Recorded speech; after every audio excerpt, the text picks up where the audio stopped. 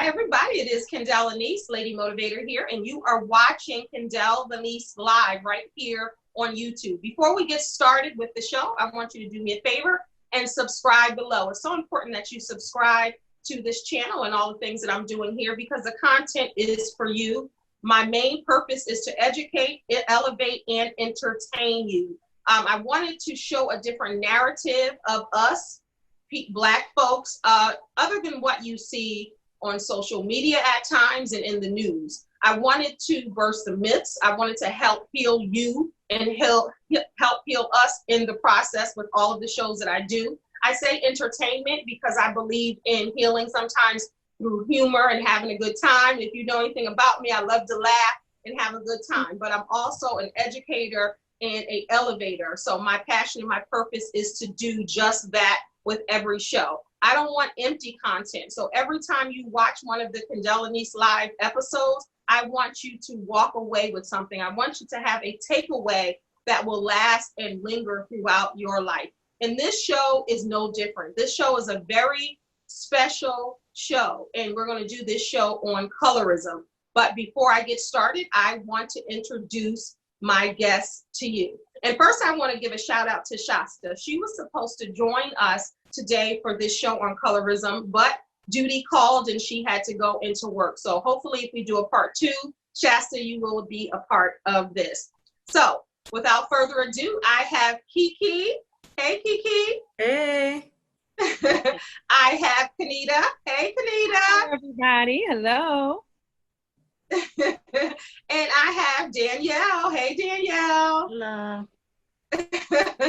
So I don't know if you guys remember, if you did watch Danielle's show. If you haven't, as a matter of fact, go back and watch them all. Watch all the previous episodes of Kendell Lenice Live right here on YouTube, as well as the Safety Net Talk Show with me, Kendell Lenice. Everything has my name in it. You know, I did a show about Brandon too, y'all, but we were talking about George Floyd at that point.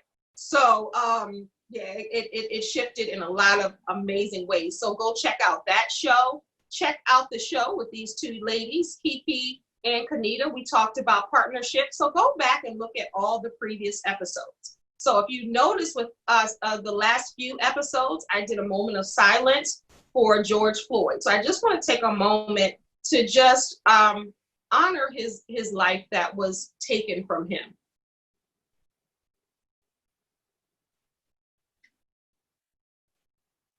Okay, thank you. I just don't feel comfortable not acknowledging what's going on in our world today before I start this show. You know, it's so important. And also be safe because we're dealing with this, but we're also still dealing with this pandemic, COVID-19.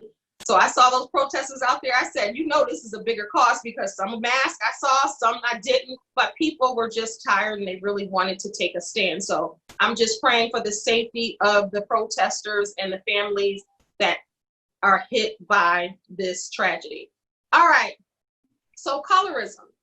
Colorism is a term that was created by Alice Walker. You guys know author Alice Walker of The Color Purple. She coined this phrase in 1982. So some people, when I was doing this show, some people were like, well, what is colorism? Some people didn't understand or didn't even know what it was, never heard of it. And it's so interesting because I watched the Red Table Talk and I just saw an episode of colorism that they taped a while ago. And I had this idea already. I mean, it's not exclusive to me clearly, but I just found it interesting. So it was all confirmation that, you know, to go ahead and do this show. So I just wanted to read something to you and then we're going to go right in.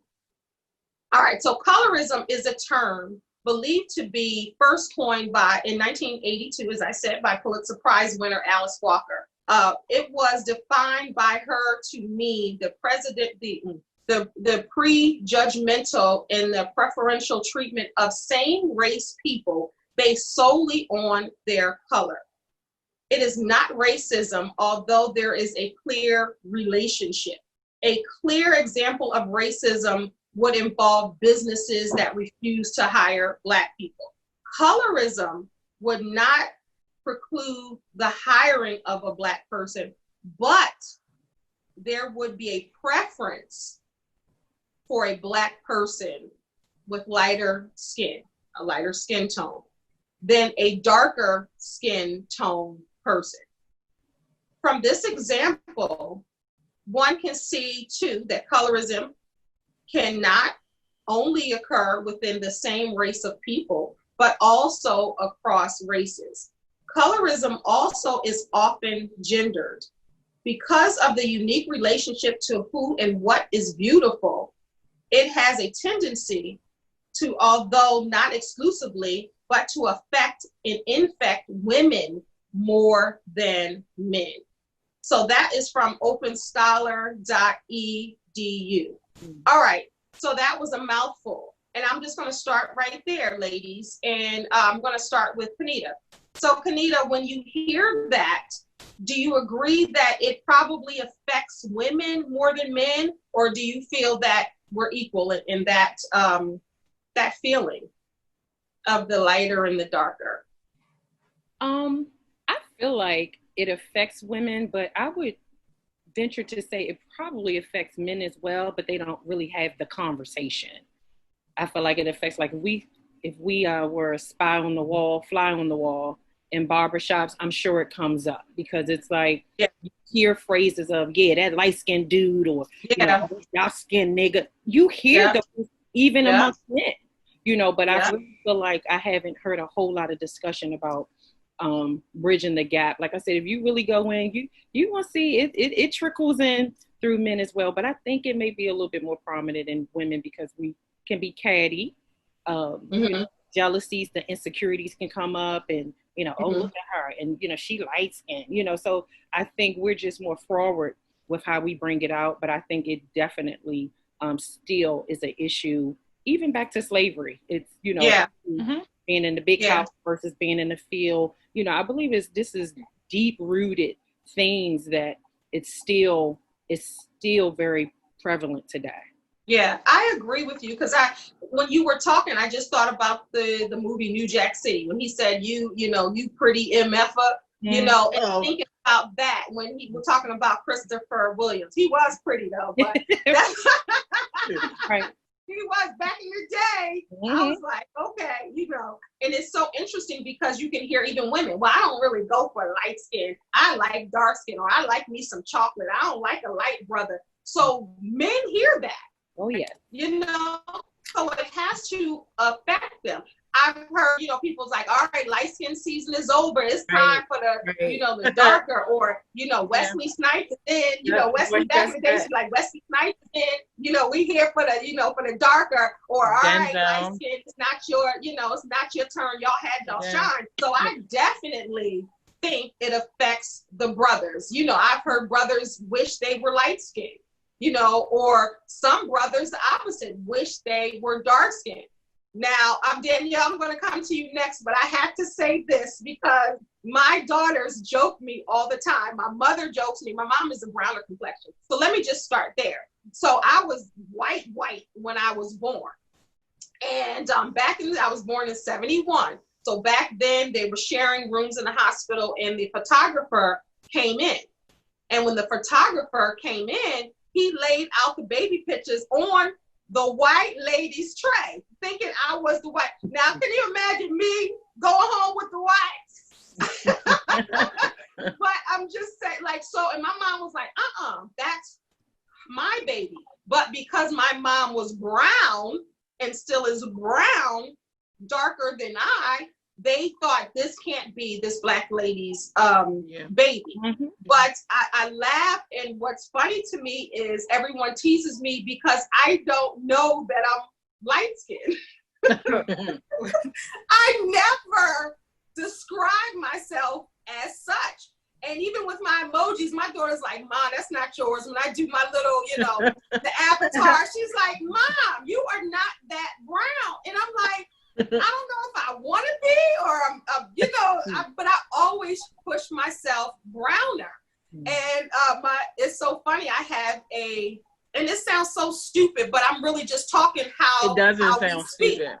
It doesn't sound stupid. Because how we speak, like I have a friend that I've had for 20 something years, and she's just dark and brown and her skin is flawless and she's beautiful. but I know she's had trouble. But when I first met her almost 30 years ago, she said, "You're the blackest light-skinned person I've ever met." And this was before a head wrap, before locks, before natural hair was perm. So that's another myth, that you pro-black, you got to have natural hair and all of that. So those are the things that are circulating in our communities. And my husband's like, you get in the door and you trick people with that lighter skin, and then you come in, you full force black. So thinking about stuff like that we talk about, and I think race or color or complexion is always an issue or a conversation. What do you think, Danielle? Yeah, I think we started when I was on my show. We talked about I was introduced to colorism with my family. I come from a long line of brown, beautiful women, and I was taught that light-skinned girls think they're cute. They think they're better. So this is ingrained in me. So the women, my family, my mother, my aunt, I want to get to the root of this. Yeah. So in your house, like we talk about how some white folks teach racism when children aren't racist and they love everybody and they're playing with the little black children, little Asian children, little, whatever nationality they are. The kids play with those children. So you're saying, and a lot of people, and we're just keeping it real here, y'all. Yeah. So you're saying within the black community, you were told negative things about lighter complexion, lighter complected black folks. Yes.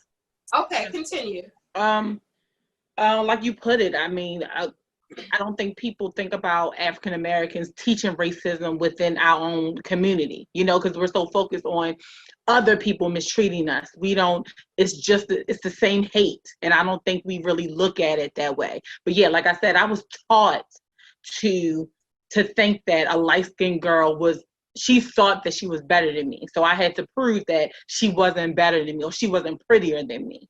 Yeah, so that was ingrained in me. Did they add the light skin, long hair? Because that's a problem too. Oh yeah, the pretty eyes, the wavy hair, all of it, everything we hear about. Yes, I associated light-skinned girls as hateful people. Wow. And that's real. And and people don't realize within their families they're doing that. And how it developed is through slavery. We know, but for the people who don't know, I definitely want to inform you. The house Negroes and the field Negroes. So we have the lighter complexion, like if you were about my complexion or Kanita's complexion, then you would be in the kitchen, sleeping with Master, cooking for Master, taking care of the children, all of that household work. And then the browner and go ahead. Having his babies. Exactly. Having Papa's babies. You gotta say it like that. But and then you had the darker shades of brown and black that were in the fields working. So then already that's division. That's animosity. Like you're in the house possibly with a fan. I don't even know if fans were invented back then, or possibly cooler. And then you're out here and the browner and the blacker are getting browner and blacker. So that's what, and I want to get to you too, KeKe, but that's something that bothers me too. I despise when a black person says, "Oh, let me get out the sun. I don't want to get blacker." That blows my mind. And I don't know, because of me, I love when I'm browner. And I don't know if it's because I have the option. And KeKe, I'm gonna get to you, but I just saw Kanita just amen. Because I know you guys might have a different view, and then Kanita and I have a different view, probably. So Kanita, what were you gonna say? What do you want to say? I'm just saying the same thing to piggyback off of Danielle. That's where it started in my family. Basically, my grandmother, I experienced it firsthand. My grandmother, who was dark skinned, all the women Danielle likened to you, or darker complexion. My mother married a light skinned man. Hence, here I am. But my grandmother. So your mom was brown. Yeah, your mom was darker. Yeah, she's darker than me. Okay. So her mom, of course, which is actually darker than her, there was a second marriage that took place. So my grandmother had a stepfather who was kind of half white, and he had children with her mom. And so you had the darkies, as they were called, the older children, and then you had the younger children who were light skinned, and they were, but that was also their biological father. So, the issue is, were they treated well because that was their biological father, or were they mistreated because that was their stepfather? But my grandmother grew up with, light-skinned people. She disliked them. So I don't know, even from that side, my maternal side, what it is to have the love of a grandmother. That's how much it's affected me. Because the Christmas gifts were, she had something for everybody else, and I got the little bag where, let's give her some gloves. That's the forgot about bag. You forget and you buy a little extra stuff. But why? Because you were the darkest? You were the darkest? Were you the darkest in your child? No, I was the light skin. I was the light skin. So for the other cousins that she loved, I could tell from a child, my grandmother doesn't love me. Something's wrong. I grew up with, it's something that she doesn't like. And I knew it, call it discernment as a child, but I knew growing that there was a difference between my cousins and I. There was a difference between the treatment. I got the last minute bag of, give her some gloves, in the forgotten kind of bag. Like, I knew this growing up. So this is how, so I grew up with, I'm going to find me the darkest chocolate man. So my children would never. And I did the opposite. Would never, ever, ever have to go through what I went through being lighter skinned. Because you wanted to have a browner child. Mm-hmm. Yeah. So I want for a while, but I'll show you what my if she'll pop her head in. It didn't. My plan didn't work out because she's brighter than me. But that was how I grew up. Because that's genes, and that's something with Black folks. We can come out as light as white. White, and as dark as the street, in the same family, with the same parents, with the same grandparents and heritage. And that's something else that kills me. Well, how can two brown skinned or dark skinned people have a light skinned child? Like, that's coming from Black folks. Yep. And it's like, because of genes, somebody was raped. And back in the day, somebody is some white going on. Like, come on, but that's the ignorance too that I want to break. And I know, Danielle, I'm going to get to KeKe, but I know you agreed with what Kanita is saying. Yeah. When she said that she dated the opposite, to get a brown skinned brother, I did the opposite, because my mom made it seem like she used to do that. Like, don't go in the sun too long. You're going to get dark. So, I kept things like that in my mind. So I'm like, I don't want my kids to have to deal with things like that. So I don't want them to be as dark as me. And I know it sounds, immature, but that's how I thought. And if I get a light-skinned brother, my kids are going to come out in a beautiful complexion. That sounds so crazy coming out of my mouth, but that's what I thought growing up, because that's honest. Don't be in the sun. Don't get any blacker. You're black enough. That's what she was basically telling me. So I wanted to do the opposite for my children. And I'm not letting KeKe go last because she's darker. So we're going to kill that right now. Because sometimes let me tell you, sometimes people think that. And that's why I wanted to say that. I just want to keep it all the way real. There is somebody that will be watching because of the hurt and the pain. Somebody will actually think that. And it's sad. So these are the questions that I want to ask, and I'm coming to KeKe first. What is colorism? I talked about that. How does it affect the Black community? We talked about that some. How does it divide us? How can we come together as one people? In what ways has your personality or your person been affected by this bias? So I want to hear your story, KeKe. So when was the first time you realized that you were darker or mistreated, or you had advantages because you were darker? What's going on with you? What's your story? I would say in school. Thank you for being patient. I appreciate that. Oh, no problem. I would say in school, specifically in 9th grade, fresh meat. You already have things going on when you're a freshman in high school. You like the newbie, and the older kids already mistreat you. But I would say in 9th grade in art class, and this is when I really realized that Black people were cruel. and it's not adults, it's in your youth. So and they learn it like Kanita and Danielle. That's where they learn it. They learn it there. So ninth grade art class, and I may have mentioned before in the last broadcast that we had that I'm an artist, like I draw and I do paintings and stuff like that. So I wanted to make sure that I took every art class I could, started in ninth grade. So I took art 1, and I would say that I loved art so much, but being in that class among students who mistreated you because you were dark skinned made me despise art. So like, you hear words like darky, blacky, you know, just horrible things and like we didn't ask to be the complexion that we are. You know, we didn't even ask to be born. You know, we're here by, you know, by the grace of God, by God's plan. But I would say being in art class, that was my experience, where it was the light skin table and all the dark skinned kids, you sit over here. And of course the teacher was unaware. The teacher was, she was an older woman, and the class basically took advantage of her. So you couldn't go to your teacher. And if you did, by you being a freshman, you know, you already gonna get towed up anyway, because you're already scared. So that was and I think that it's bullying.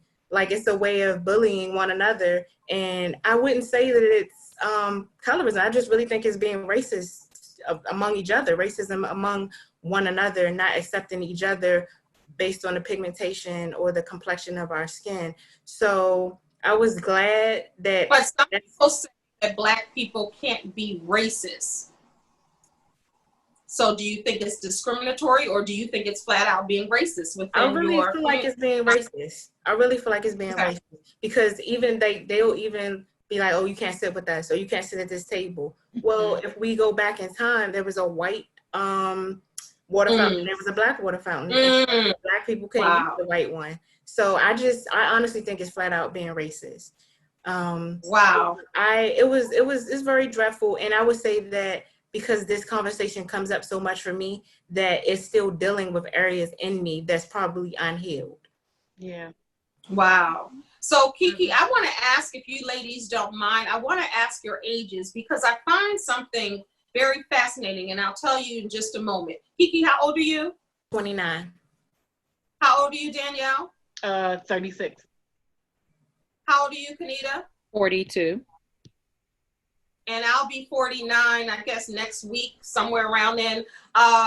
So look at the ages and look at the decades that set apart, or the years that set apart. None of us could have gone to school together. None of us, you get what I'm saying? And this is an issue that's starting at beyond, this is not even as young as KeKe, because my oldest daughter just turned 27, right? And my youngest daughter is 21. She's browner than my oldest, but my oldest is, I guess, a little browner than I am. And then my youngest is a little browner than she is, okay? So what I'm saying is that my older daughter had the issue in school as far as, Mom, they only picked the light-skinned, girls. And then later when she got older, they were like, okay, now they're considering me light-skinned, but I'm not light-skinned. So is it just a brown skin, or is it just a light skin? Like, is that it pretty much? But she would say they would pick the lighter girls with the longer hair. Now, if you guys know my daughter or seen her on my social media, she's like a caramel-y complexion. But even with that, you get what I'm saying? So it's not even the dark, or the brown. It's some sort of division, even if you're a teeny bit browner. Kendell. And your hair, and it bugged me out that my child experienced that even in the 2000s. I got married at 20 years old. My husband, my ex-husband is, I guess, a little browner. It's just so interesting because, truthfully, and I'm not even going to lie to you, and this might shock you, but I never had an issue that I can remember with my own people treating me bad, other than that's that thing she thinks she's cute because she's light skinned and her hair is long. But I had problems, and I had a race riot in the 4th grade with white girls. You get what I'm saying? So sometimes within school, in some ages, I went to school with all white people. So maybe that had something to do with it. And then even when I went to school with all Black people, because I've had both experiences and then I've had them combined, I would hear people say that I was red, that I was like it's a compliment. And that's what, it's not a compliment to say you're red, ooh, you're light skinned. Somebody just told me recently, ooh, I didn't know you were as light as you are. Like, that's not a compliment to me. Like, that's not part of my educational background. That's not part of my achievements and accomplishments. Have you heard of anything like that, Kanita? Have you experienced that?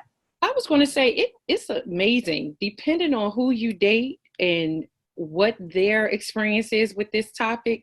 Sometimes I'm light skinned. Sometimes I'm a white girl. I mean, Isn't that weird? It depends on who you're with and their experience for it to literally be like, well, am I caramel? Am I vanilla bean, or am I caramel macchiato?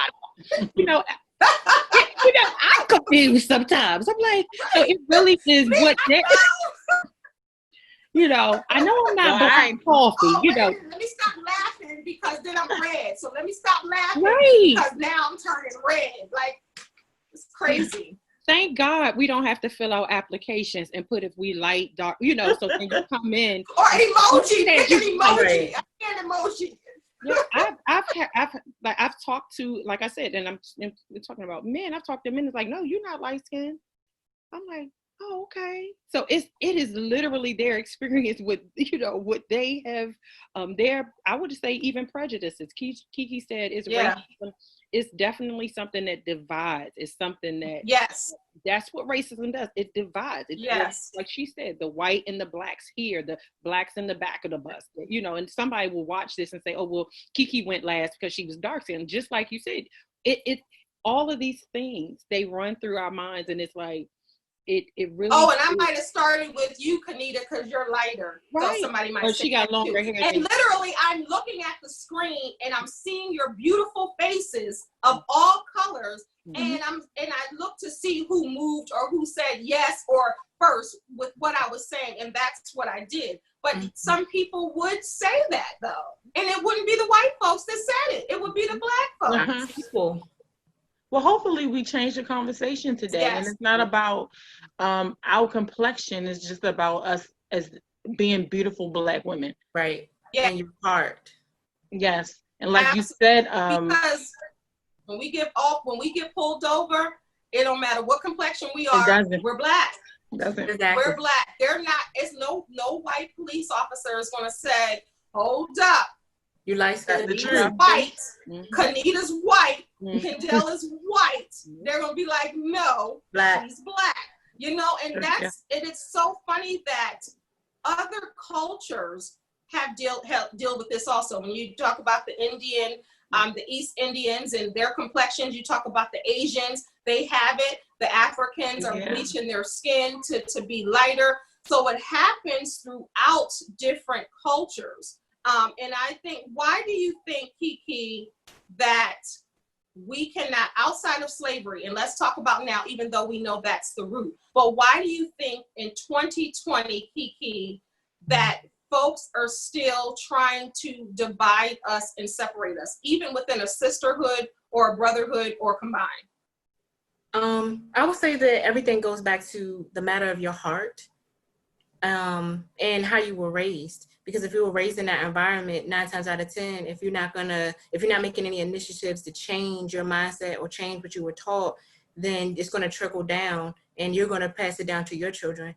But I really think it has a lot to do with the heart of the person, that it's not even really about color, complexion, shade, or race, really, but it's about the heart. What kind of heart does this person have? Because it could be a light-skinned woman and a dark-skinned woman, and they both have nasty attitudes. So at the end of the day, nobody's going to want to be around.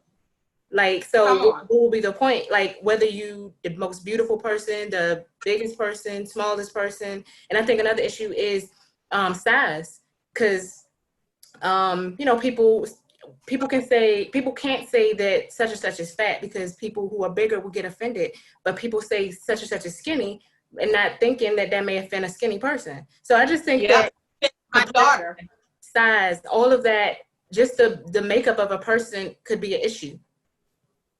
But I think that at the end of the day, it's about the heart. Like, if you know that a certain thing may offend someone, or someone has issues with their complexion, their size, how they look, then maybe you should speak to that area instead of causing debates or whatever. But I definitely think that this topic is something that's taboo, and you don't really hear much about it. And if you do, you may, like, people won't agree at the end of the day.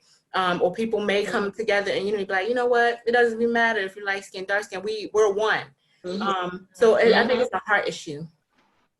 Yeah, I agree with you. And have you all seen the tests that have happened, you know, over many years? They keep continuously do them, where the Black child will play with the baby doll, and they will be handed the Black baby doll or the white baby doll. And they'll always choose the white baby doll, and they'll ask why. And they say, because she's beautiful. This is beautiful. Well, why? You know, I've heard children literally say, because she's white. Or if they have a brown skin doll. And now in 2020, it's just so amazing. They have all shades of brown in dolls. When I was little, it was the dark one, and it was ugly. And I'm not saying because it was dark. It was like, let's make this the darkest, the ugliest thing. And these are white manufacturers. And this is what we'll give them. And then the white. Even down to, if you were looking, like back in the day, in my day, you would get the catalogs, right? And you would see the toys in the catalog. So they would have the white doll or the lighter, even the lighter black doll, big. And then they would have the little insert of, yeah, you can get this one and this black one too. You know what I mean? Like, we weren't considered beautiful to other races. So it really bothers me that within our own, there is a division when it comes to lighter or darker. So I wanted to ask you, Danielle, so when you think about, you see a light-skinned woman and you see a brown-skinned woman, outside of you, you see a light-skinned woman and you see a brown-skinned woman. Have you ever heard someone say, she's cute for being brown-skinned or dark-skinned, or she's fine for, and everybody's shaking their head, y'all, or she's, you know, she's cute because she's light-skinned. Now, let me see this. God made us all, but some people are facially challenged when they're light and when they're brown. It's not about the light-skinned person is beautiful and the brown-skinned person, like, that just bothers me. But have you ever heard someone say, oh, she's cute, or you cute for dark-skinned? Too many times, and I hate it. I hate it. You know, when I meet women, other women, I'm a girl anyway. I love conversing and hanging with women. I love women. And when I let me just pause for the conversing and not the conversating. Okay, let me just pause, because you said conversing. Yeah, I'm a stickler for that. Instead of we was conversating, we're not conversating. We are conversing. Yes. You know, but now they put conversating in the dictionary now, because so many people were saying it wrong. Yep. Yeah. But go ahead and let's converse. Continue. Yeah, let's converse. Okay, so like I said, when I meet a woman, the first thing I judge her on is when she opened her mouth. Right? When a woman opens her mouth, and depending on what she says, you can see her beauty, you can see her personality. That's what I look for. And I think if we look like I don't want to say her name wrong, I'm gonna call her Kanita, that she spoke about the heart. I really think it's all about KeKe spoke about the heart. KeKe, it's KeKe, right? Yeah. I'm sorry, I didn't mean to. Kanita is the 29.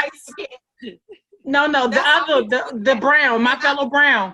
Right, but this is what, let me just stop you. And this is because this is just so heated. And like KeKe said, we don't have conversations like this. So even me, I'm trying to get out everything. But even with KeKe, I challenge Black folks all the time. So say all of us are here like we are, right? Instead of saying Kanita, the light-skinned one, KeKe, the brown-skinned one, Danielle, the brown-skinned one. Even I've taught my children, this since they were young. Say the one with the longer hair. Thank you. KeKe, the one with the necklace on. You, the one with the beautiful hair. And we were talking about that before the show. But say that. Like, why is the first thing to say is the complexion? Right. Yeah. That's what we're taught. But the beautiful sister with the locks. She was right. It's a hard thing. You know, when you think about racism and colorism, it's all hate. It comes from hate. So I agree with her. It's a hard thing. It really is a hard thing. And so, like I said, when I meet women, I pay more attention to what she say when she opened her mouth instead of what she looks like.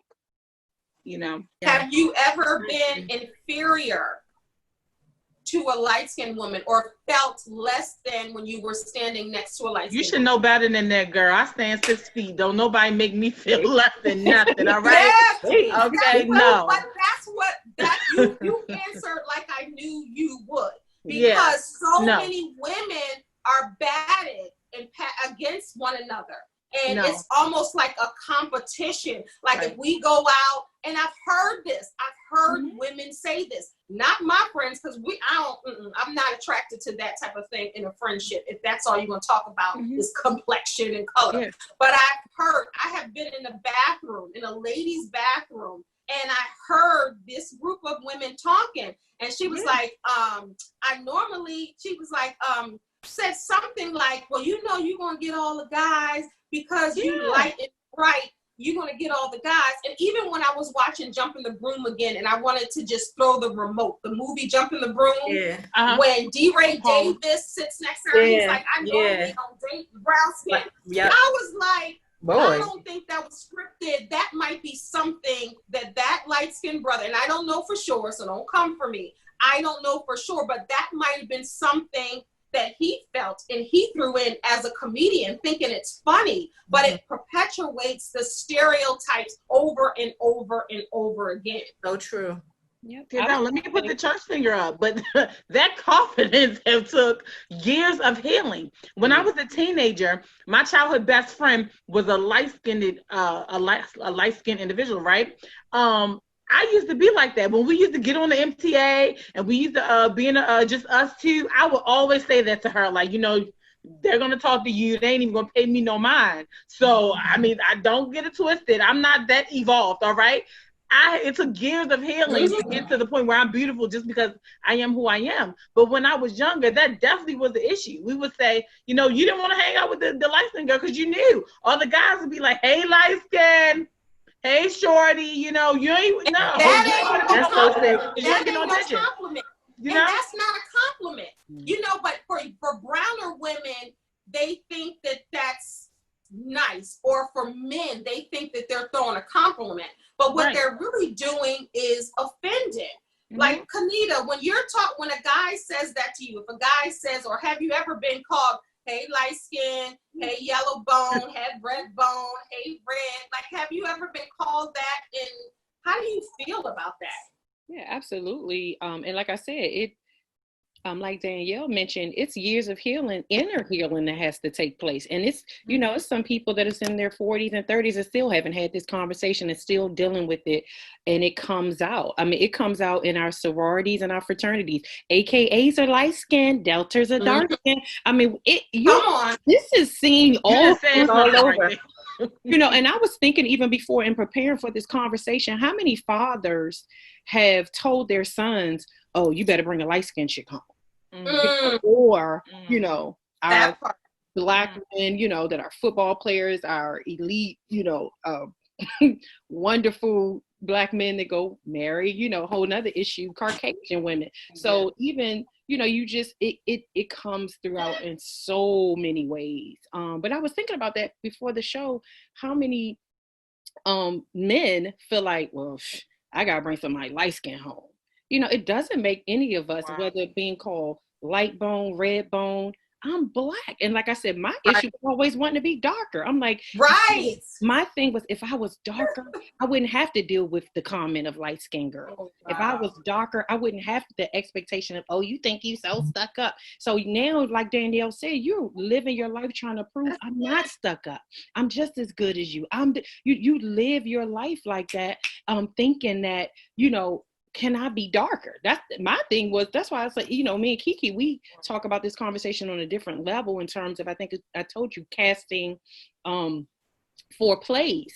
And I generally look for a dark-skinned man and a light-skinned wife, or vice versa, just because we want the children to either, when we're casting, we want to have more flexibility that we can get children that are neutralized in complexion. So we do it for that reason, but it brings up issues of who's on stage, who we see on TV that are, you know, or who's the star, or who's the stars. Yep, stars are. Exactly. So we see it all through. It's in our entertainment. It's actually in our movies. Just looking at Nappy, Nappily Ever After. I mean, you see it all throughout. She was even about the hair issue. She thought she was more beautiful, you know, with longer hair. Now you got to do a show about the hair. We're gonna do a show about the hair another day. And if you're closer to white, or if it's wavy, then we're definitely going to tackle that also. But go ahead.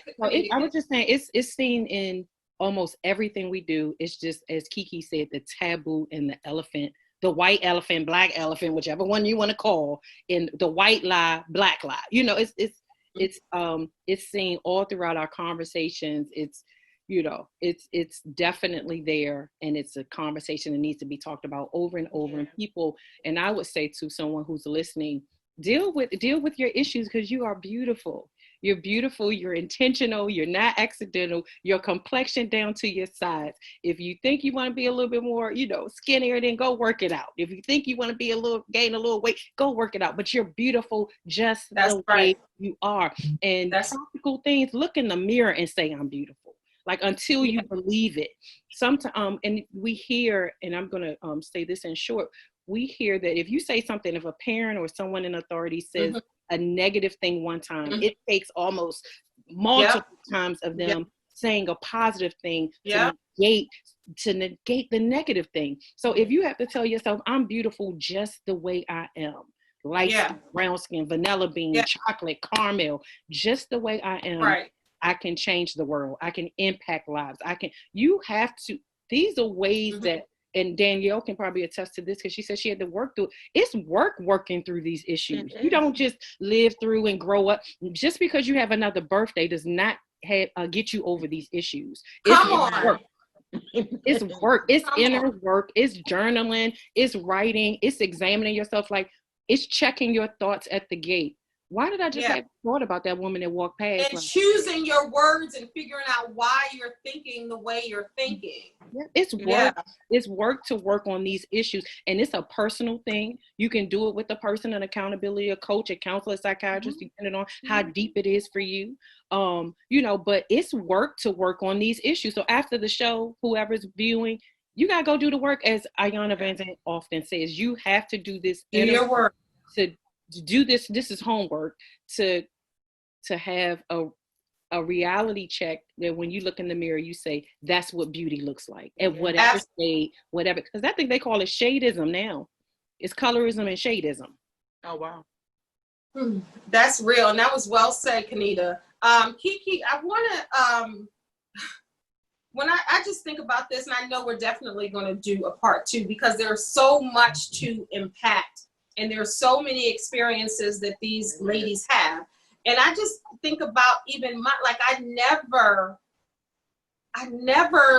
and this sounds so silly, but I never considered my complexion a gift or a curse, or if I guess because I have substance, and not saying that the other people don't, but I'm like KeKe, like it's a heart thing. You know what I mean? And I never looked at a brown skinned woman and said, oh, well, she's ugly because she's brown, or she's not. Like, I love it. And it's like, I just love all the complexions. Like Kanita said, she named all those beautiful flavors. I think I might want a latte or something later. Right. But all of those flavors, like, I always found it beautiful. And even as a child, my mom, if she was here, she would tell you this, I have been this same way. Like, I didn't like unfair treatment. I didn't like injustices. Like, I was friends with everybody of every shade, some people walking, some people in a wheelchair, some people, and back in the day, they used to call it the slow class, which I hate. That's a whole other thing. Right. But they used to say, and I used to be almost like it was like a United Nations kind of, like I just accepted people. And I'm thankful for that. Like I never ostracized, and I'm glad that I wasn't part of this discrimination. Mm-hmm. Like I didn't ostracize somebody who was brown, or didn't say, well, you can't play with us because you're darker. But I'm not gonna lie, I've seen it. I've seen it with children saying, oh, he black.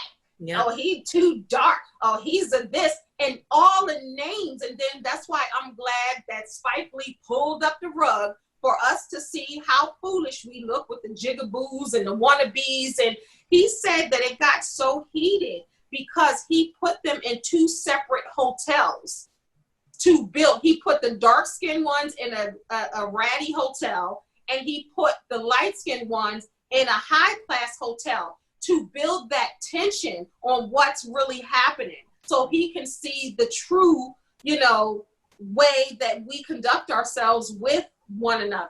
And of course, you already know what happened. So with KeKe, have you seen the video with Erica Campbell and her daughter, gospel artist Erica Campbell and her daughter? Have you seen that? I think when she was, because her daughter is a darker complexion. Yes, I did see it. And so and I'm going to ask your take on this, because you guys might be around the same shade, mm-hmm. if you will. And so Erica Campbell is maybe lighter than like I told y'all, I'm bad with the whole, one's, I'm bad at that. So she's lighter or darker than I am. She's a lighter complexion. And her dad is a very dark complexion. So then you have that dynamic with the light-skinned woman and the dark-skinned guy. So that's already something else too. So she told her mother, her name is Krista, mm-hmm. Erica Campbell and Warren Campbell's daughter, she told her mother, you don't understand. She thought she was ugly because she was dark. And she said, you don't understand, when I look around me, and she was naming people. She was like, he's married to a light-skinned woman and he's dark. He's married to a light-skinned woman. She said, so I don't see men choosing the dark-skinned girl. So of course, as a mother, Erica Campbell was completely hurt. And she said, no, but you're beautiful the way you are. You shouldn't feel that way. That's all right. I don't like when people tell people they shouldn't feel that way, but I get it. She was trying to comfort her daughter. Mm-hmm. And her daughter was like, you don't understand. So KeKe, do you feel that a lighter skinned Black person can understand truly what you're going through and some of the things you experience? I would say no. And speaking of a mother-daughter relationship with Erica Campbell and her daughter, when they were able to share that moment, I grew up feeling how I felt about my complexion, and my mom's lighter than me, my sister's lighter than me, and my father was, I want to say, a shade lighter than me. So if we took family pictures, I would be the darkest one in the picture. So I never like family photos, and I'm just getting better with taking pictures, as it is. But even growing up being bullied about my complexion, I never felt comfortable coming to my mom to tell her. And also another thing is that because she was lighter and you felt that she didn't understand, or because you were embarrassed or sad? I just didn't know how to put it. And I think that, I also think that I'm not a mom yet, but I think that parents should, speaking of this subject, mothers should create an atmosphere for their children where they can come to them about anything without making them feel, judging them, or making them feel like, why are you coming to me for this? Like making sure every issue that they have is important to them instead of brushing it off or, being too busy to even have discussions like this. So I would honestly say that I don't think that women who are of a lighter complexion understands, and it's probably vice versa. I probably wouldn't understand what a light-skinned woman would feel like if the roles were reversed. I would say we don't want y'all. I can tell you one thing: we don't want y'all hating us because we ain't have no control over this color. That's the thing. Like I was never even a hater of people who were light skinned. I just wanted to be understood. And so I think that it all comes down to the condition of your heart and understanding one another, empathizing with one another. Like, I get what you're saying. I understand what you're saying. I know it's rough. We in this together. Yeah. And I think that was well said. And I think that's so important, and that's key. Really understanding. This is the thing. You don't always have to agree and always have to know what somebody is going through and say a whole lot of words. If you just say, I understand, or I would like to understand, that's enough. And then that's when the dialogue can start. Because it doesn't matter what complexion you are. If it's your road, no one knows your journey. No one can understand completely your journey, whether you're the same color, complexion, or not. Everyone has a different experience. Yes. And I know you're different too. Yeah. Yeah. And with Danielle, you were saying that you don't think that a lighter complexion, and here's my daughter coming in, but she's not going to be on camera, but we always talk about colorism. We're talking about colorism, daughter. And she's like, But we always talk about that because I think it's so important. And we don't go for that in this house. We just don't. We don't. And I refuse. Like I that's something that I don't tolerate, because like I said, at the end of the day, we're all Black and we're all beautiful. It's our spirits and our inner character that makes us ugly. And I don't care what complexion you are. But Danielle, you were shaking your head when you said, when I asked if a light-skinned person can kind of understand your struggle. Yeah, because, just growing up, being teased about my complexion, I'm dark, my nose is wide. It does something to your self-respect and value, right? So, of course, I'm going to look at a light-skinned woman. Because features is a thing. I said, and we're going to talk about that maybe in part 2, because features is a thing. Yeah, it went hand in hand. I'm light-skinned, but I have full lips and I have a larger nose.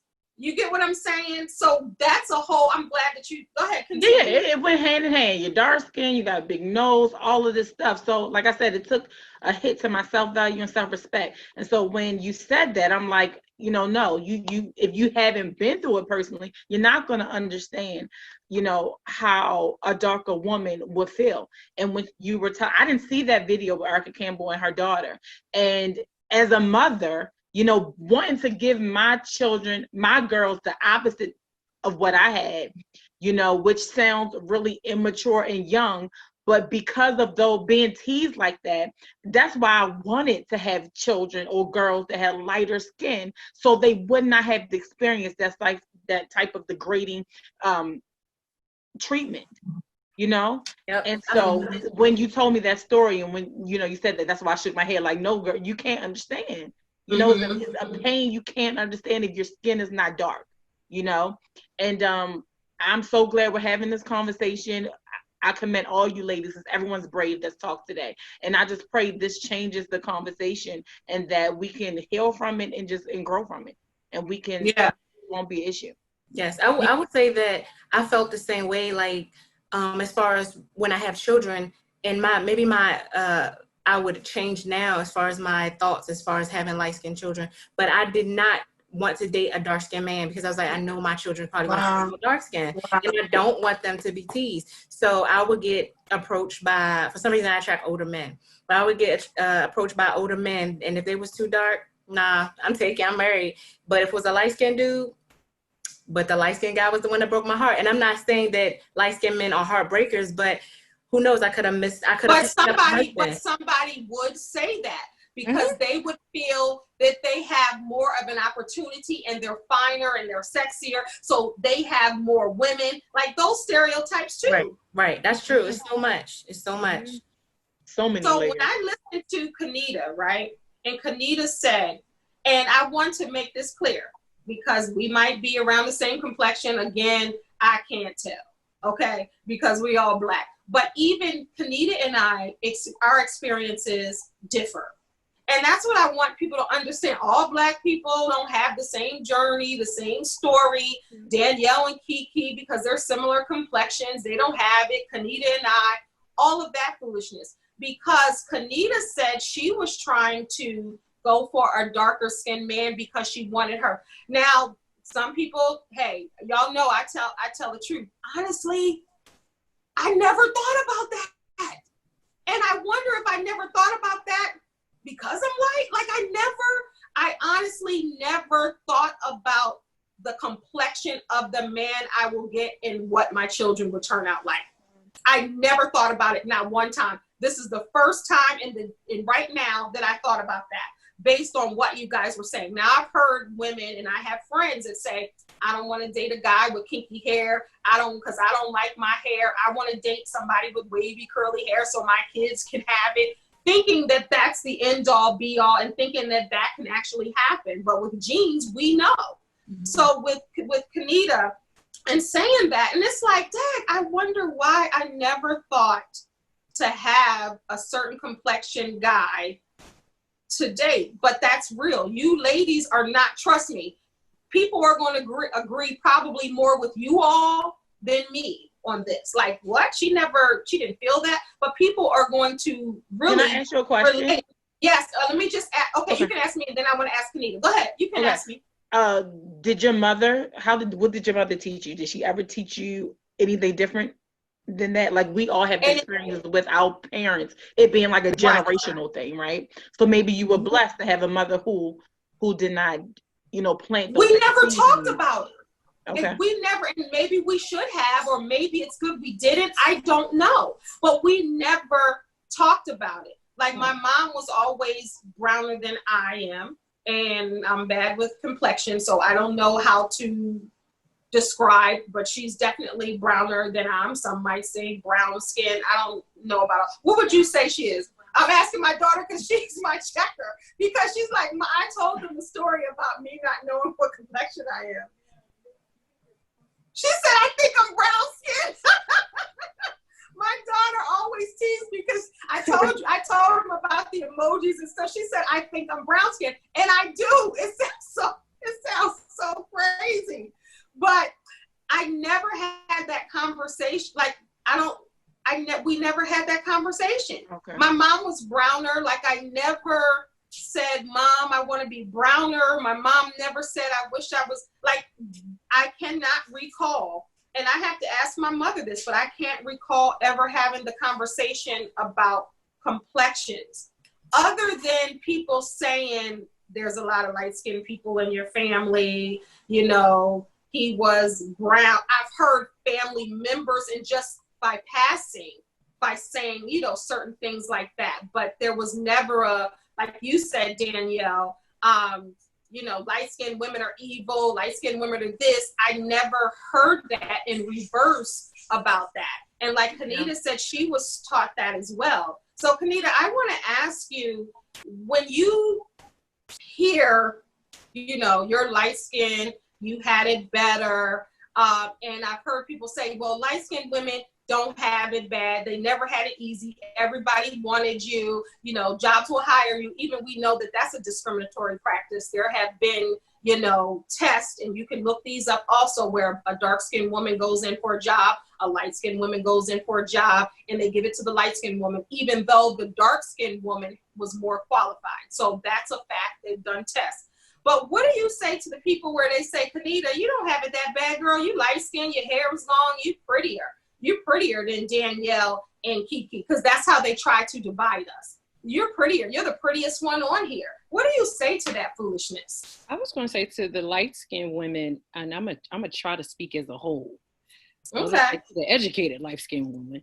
It's not a compliment. It's never been a compliment. It's still been a criticism. It's still been a undercut. It's like, hey, light bone, hey, red bone. It's still been oh, you stuck up. Let's say guys do that in a car. It's like, come on, I want your number. And then as soon as you say, oh, no, thank you, I got a boyfriend. Oh, B, so the treatment is no different. Now I have gotten that back in the day. You just remind me, and they'd be like, oh, you think you cute anyway. Exactly. It's like, I don't care what I don't want to talk to you. Right. I was thinking about, as you were talking, I know KeKe did an excerpt in a book that I think is going to be published soon. She probably can give you more information about that. But I'm thinking that we say these riddles and rhymes growing up, sticks and stones may break my bones, but words hurt. Stop believing words will never hurt. That's why you still living a lie. Yeah, that's why you the still power of the tongue. The power of the tongue. Yeah, it's like words hurt. So even like, oh, you stuck up. I lived a light-skinned life thinking if I was only darker. I chose my friends. I chose friends that was darker because if it was two light-skinned girls, and like I said, it's amazing, like the things that you do. It's like, because I don't want to be in the stuck-up club. I wanted to be, like I accepted all people. I really wanted to be like you, like I accepted all, all diverse, I wanted to be accepting to all people. I didn't want anybody to feel like I felt that I felt getting preferential treatment because I was black, or because you walk on your little eggshells too as a light-skinned person. You really, really do. It's not like of course some people will use it to their advantage, like, oh, I'm light-skinned, so I'm gonna get this, or because people do. There are women that like they do. People do that. But for me, it was, I'm like again, my selection of children, I'm like, I do not want my children, I don't want my daughter to say she's stuck up, or she got a nasty attitude. The lighter you are, the nastier. For men, it's the blacker the berry, the sweeter the juice. For women, the lighter you are, the nastier you are. I don't know if you heard that too. Yeah. It's like, you think the, I heard that. Yeah, so or you're uppity, or saying those, because they're saying derogatory things also to light women, which I've heard brown women say, but that ain't as bad as coon and darky and blacky and stuff like that. And I think people are trying to compare their trauma, and you can't do that. So I want to ask Danielle and KeKe this, but I want to just extend that with you, Kanita. So Kanita, with being light-skinned, and I've heard people say that most of the people that love black, and I'm black and I'm proud and militant and whatever you want to call the people who love being black, people say the ones that speak out the most are the lighter ones because they have something to prove. Have you ever heard that? I really haven't heard that. It seems like I've heard people my daughter's shaking her head, and she's 15, and so she's heard that. She's passable, actually, so she's lighter than me. So she's heard that. Just to see you. So let me tell you what happened. So I had a dark-skinned guy. He broke my heart. I was like, well, let me go to the light-skinned guy then. So then I still ended up with the. But see, but that too. But see how silly that sounds. Exactly. But it's true though. It's a man. Whether he was walking in here purple, he might break your heart. But people think that. Well, light-skinned man won't, a dark-skinned one. Even KeKe was like, well, he was a light-skinned. Like that was part of the story. Part of his character. Right. The light-skinned one broke my heart. You see what I'm saying? And these are the things we say without even thinking about it. First thing, he was light-skinned, he was dark. Well, we'll say, well, what complexion was he? Was he dark? Was he light? Like that's part of the story. Unless we're talking about colorism, unless we're talking about preferential treatment, then the shade should not matter when we're trying to, describe someone. So with KeKe and Danielle, and we're going to have to do a part 2. I don't know if you guys got 30 minutes in you right now. If not, we will reschedule this and definitely have a part 2. Are you guys free for 30 minutes or no? I'm good. I have to actually leave, so if I log off and you want to continue, but no. So we'll do it later. We'll schedule a time. But I just wanted to, because I definitely want you part of this. And I knew this will go like this because this is so much to impact. And, for one of the first times in my show, I'm able to if Shasta was here representing, then I would probably fall back. And it just sounds like the stuff that I'm saying, it sounds crazy to me. It just does. I was going to say, Kendell, if I could say real quick, when you were talking, you said you and your mom never had that conversation, but even your personality, and it seems like it started from when you were a child, you just bring people together. Like, look at what you did today. Right. So it seems like you're the class president. You're like, okay, I want all people. Yeah, let's do this. Let's create this around the school. You just seem like that was something that was already in you. So when it's in you, you come colorblind. You come for all people. You want equality. You want justice. So when it's something that's in you, it's not light skin or dark skin. It's just the core of who you are. So you bring people together. And so today speaks of that. You know what I mean? So it's like, that was something, so you're blessed, you know, to be who you are, not to have experienced and not to make a selection of, okay, well, you know, you looked at the heart of the person, you were colorblind. So, you know, it speaks of who you've always been. You're shining today because it's what you've always done. It's who you already had all of that in you from the very beginning. So it's just the thread we see today of what's already existed. All right, I'm crying. My daughter knows how I am. She looked. Oh, did you look over to see if I was crying? She looked to see if I was crying. She didn't even see me because she knows her mother. But I am, because first of all, I thank you for that. I really do. And you were dead on. My mother says I came out this way. She said, you came out trying to help people, trying to bring together. You speak up for everybody. She's like, I don't know where it came from. She said, with that part, I can't take credit because you've always been like this. And I don't know. But Kanita, KeKe, she's doing it again. She already prophesied over my life and was saying stuff that I never told her. You get what I'm saying? So it's the same, but it's so true. Like, it's just, I just think at the end of the day, now I'll stick up for my Black people. I'll stick up for injustices and all of that. And this George Floyd, and we know what's going on. And it's like, but with my people, you know, and even if I saw a white person being mistreated and I was there, I wouldn't stand and look at it. Right. I just wouldn't. Like, I just wouldn't feel comfortable doing that if I saw somebody mistreated. It's to the point where we were in the mall one time, briefly. We were in the mall, and a little girl was standing there trying to get ice cream. And this white guy came and really just dismissed her like she wasn't sitting there. It was a little Black girl, and he just kind of dismissed her and jumped in front of her. Me, I was like, no, that's unacceptable. She was waiting in line. You can't just, and my kids are like, because it's this white guy, and we already know the history. And my kids were like, Mom, please. But I couldn't be me to sit there and allow that man to just act like she didn't exist and didn't matter. And I think with us, we have to stick up for one another more. Yeah. We have to show that we can come together with a sisterhood and brotherhood and not perpetuate what we were taught from slavery on. Like, we should not be calling another Black person boo, booger, dark, whatever, light skin, red, but we should not be doing that. Right. We should not. Like, it's not acceptable to me.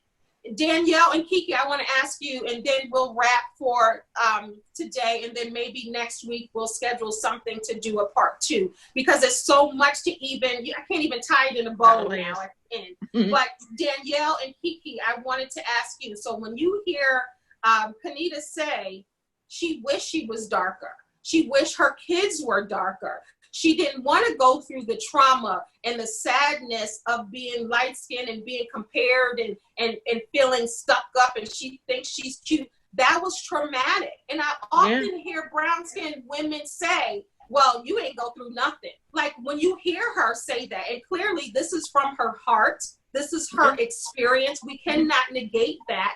What do you all say to her? And did you think that light-skinned people have problems too? When she was talking, I definitely had empathy for her. My heart went out, because we all are the same, and so my heart's break that she had to even, just think that way, or think that she had to have a darker man to have a dark skinned child. My heart breaks. And God said, "I'm gonna give you who I want," and she's right in her. Yeah, so it proves that we as women, we all go through the same thing, and it just makes me want to be just more open-minded, and not just focus on my trauma as a dark-skinned woman as women, period. It really just makes me want to embrace all women. That hurt me. I didn't like hearing that at all. My heart really went out for her. And I'm glad that it did. And KeKe, I want to ask you the same question, because I've heard it before. I've watched, I love documentaries. I love autobiographies and biographies. Those are my favorite genres outside of, reading to be better and to help folks. but I've seen documentaries. They have light girls, they have dark girls. I don't know if you saw those documentaries, but you had some brown-skinned women saying, hey, light-skinned women ain't have nothing to worry about. Everybody wanted y'all. And then I don't know if you and Kanita have ever had this conversation before, but listening to her, like, how did you feel? Yes. So we've had this. This is your business partner, by the way. I didn't say that in the beginning, but they're playwrights and they're business partners, and their episode aired on June the 5th on YouTube. So check it out. But go ahead. So what did you think about? Yes. So we have this conversation quite often, especially when it comes to casting. And I remember when we first discussed it, we were in the car on the way to rehearsal. And we were talking about basically light skin versus dark skin. Because that's how people portray it to be. It's like versus this person, versus that person, or we're against each other. So, and this was my first time hearing of her experience with, how she felt about being a light-skinned woman. And so I think that at the end of the day, it's empathy. Like, we need to empathize with one another, no matter what the situation is, putting yourself in that person's shoes and imagine how they feel in that moment and perception. Because how I'm affected by things may be different from how you're affected, and vice versa. But at the end of the day, it's still trauma, it's still hurt, it's still pain there. So keeping our eyes on the traumatic aspect of it and imagining how you would have felt in that situation, whether I'm light skinned, whether I'm dark skinned, we still felt the same pain, but in a different regard. So I just think it's sad, period, because I felt how I felt, and I'm sure that on the reverse, she felt the same way. You feel your self-esteem is attacked. You feel less than, you feel like the smallest person in the room or the elephant in the room, or you just don't feel like you fit in. So I think it's definitely a topic that needs to go to different places, because even within families, even with siblings, especially rival, especially in families, because when you have brown skinned sister or the light skinned sister, or the fat sister or the skinny sister, like, you have parents that make children compete, or they love this one, like Kanita said, they love one more because she's brown, and then they mistreat the lighter complexion, or vice versa. So I agree. Go ahead, KeKe. Yes, continue. And even within families, some things may be intentional and some things may be inadvertent. And so that's why it should be an atmosphere created where you can have a discussion without anybody getting upset. You should be able to be honest about how you feel as far as your upbringing and how different parents and styles may have affected one. So I just think that it's sad, however you look at it, whatever end of the scope that you're on, it's sad, and we should be more empathetic towards one another. Perfect. You said that perfectly. So, and I was going to end with that. So what advice would you give someone who is light-skinned, brown-skinned, Black person? And you said empathy, like, just to have more empathy. And I think that that's so important. I think empathy is so underrated. At the University of Baltimore, when I was getting a degree, I had a whole empathy class, and it was something that I wanted to. I didn't need, my degree is in human services, and that's a professional helper. And then I'm also a certified life coach for decades. So everything that I do is just about helping folks. And Kanita she summed it up. But I had a whole class, a whole semester on nothing but empathy. And this class was taken in the middle of the Freddie Gray riots, or uprising. That's what I would like to say. But it was so that throughout that class and that semester that I took, I didn't need to take that class. I just wanted to. And that was intertwined in that class. So even just having that, so that's perfect, empathy. What would you, KeKe, let me just keeping track of the time. All right, so we're gonna get ready to wrap up for part one. But KeKe, so empathy, is there any other words that you would give someone who is that little girl who felt like you? What kind of words of encouragement for that 12-year-old girl that's watching right now, and you guys are beautifully brown, the same complexion? I would tell her that she's fearfully, she or he, because guys as well. That's right. That you're fearfully and wonderfully made, and that you're beautiful, and it starts from within. Like, you have to accept yourself for how you are, how you were created, and affirming yourself. Sometimes you may not have someone to tell you that you're beautiful, that you're handsome. So again, Kanita was saying to look in the mirror and say to yourself, I'm beautiful, I am handsome. I'm not defined by my complexion. Yeah, that's excellent. I was going to go to Kanita, but I see Danielle. She can't sit still. Tell me. No, in a good way. No, in a good way. Okay. In a good way. You can't. Everything is confirmation. Everything is confirmation for me. I was just teaching my children this week. That's our Bible study. That was our scripture. You know, we're fearfully and wonderfully made.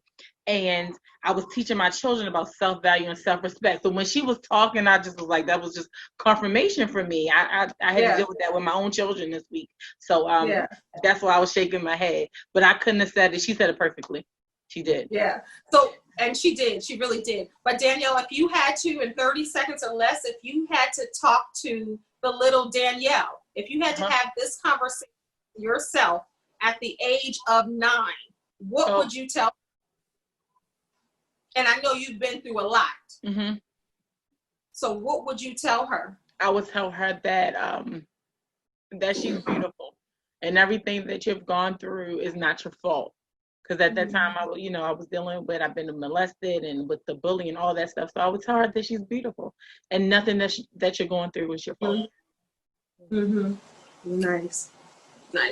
Kanita, what would you tell that Kanita who experienced that first traumatic experience where you were ostracized because you were light-skinned? I don't know how old you were, but at that moment, think back, and what would you tell yourself that you wish, and this is no diss to anybody's family, but you wish your family would have told you? I was thinking as you were talking to KeKe and also talking to Danielle, and they've said some powerful things perfectly, that I would want to say to the audience and go back to even say to myself that you are okay, that you are enough, that just the way, just the complexion that you are is equated to beauty. And you don't have to be lighter or darker or you don't need to select anything outside of yourself to be enough. So looking back, what I would say is you enough. You don't have to make any selections from your place of pain, from a place of when even we become prejudiced against our own selves, so you don't have to make any. I don't have to make any selections. I did not have to make any selections from dark skin and light skin because I wanted my children. Of course I was doing it as a measure of, covering or protecting I don't have to protect my children from what I went through because I was already okay. Yeah, I love that. And I'm going to end there. And to all my Black brothers and sisters, men and women alike, I don't care about your shade. I love you for you being who you are. I don't want you to believe the hype that light skin is better or dark skin is better or you're inferior if you're this color or you're more beautiful if you're that color, you're finer, you're more handsome if you're that color. At the end of the day, we have to stop the division and really come together, especially in a time like this. If other races can come together to build and to grow and to heal, we are kings and queens. There's no reason that we should be able to come together as one. We have to stop referring to someone as dark skin, light skin, red, black, or all. And even people have nicknames. They call you red because you're light. They call you black because you're black. Like, we have to change that narrative. We can't continue to say they're doing this and they're doing that to us when we're hurting ourselves with the words we choose to use for one another. We have to be bigger and better, and we have to realize at the end of the day, if we get stopped by the police, we are all Black, period. And it doesn't matter if you're light skinned or dark skinned. So stop believing the hype. And let's try to focus on what's on the inside. And let's start with love. Thank you so much, everybody, for tuning in. Thank you, KeKe. Thank you for having us. Thank you. Yes, I want to make sure. Say something again. I want it to go on you. Thank you for having us. Thank you so much.